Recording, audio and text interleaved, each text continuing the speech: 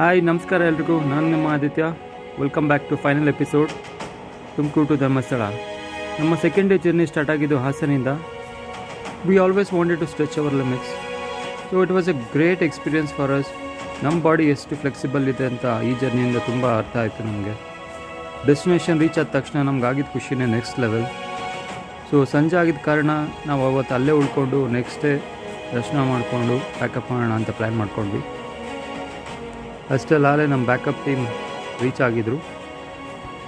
ನನಗೆ ಈ ಜರ್ನಿಯಿಂದ ಏನು ಅರ್ಥ ಆಗಿದ್ದು ಅಂದರೆ, no matter whatever happens in life, keep moving ಅಂತ.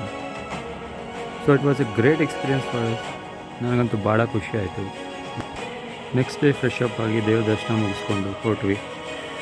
ಸೊ ಬರ್ತಾ ಸೈಕಲ್ನ ಕಾರ್ಗೆ ಹಾಕ್ಕೊಂಡು ಹೊರಟ್ವಿ. ಆನ್ ದ ವೇ ಹಾಗೆ ನದಿಯಲ್ಲಿ ಸ್ನಾನ ಮಾಡಿಕೊಂಡು, this was our rescue team. ನಂತರ ಹೊರಟ್ವಿ ತುಮಕೂರಿನ